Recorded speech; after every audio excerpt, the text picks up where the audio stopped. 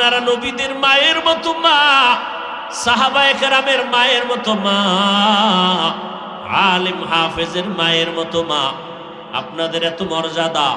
আপনার আম্মা জান আয়েশা রাদিয়াল্লাহু আনহার মতো নারী, ফাতেমা রাদিয়াল্লাহু আনহার মতো নারী, খাদিজা রাদিয়াল্লাহু আনহার মতো নারী, ইসমাঈল নবীর মা হাজেরা আলাইহাস সালামের মতো নারী, আপনারা ঈসা নবীর মা মারিয়াম আলাইহাস সালামের মতো দামি নারী।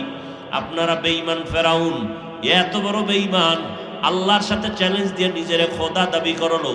ওই ফেরাউনের ঘরে আল্লাহ গোলাপ ফুল ফুটাইয়া জান্নাতি বানায় দিলেন তার স্ত্রী, নাম কি? আসিয়া। এরে আম্মা জান, যেই ফেরাউন আল্লাহর সাথে চ্যালেঞ্জ দিয়ে নিজের খোদা দাবি করলো, ওই ঘরের স্ত্রী আসিয়া যদি জান্নাতি হতে পারে, আপনি কেন পারবেন না? আপনার স্বামী তো আপনাকে নামাজ পড়তে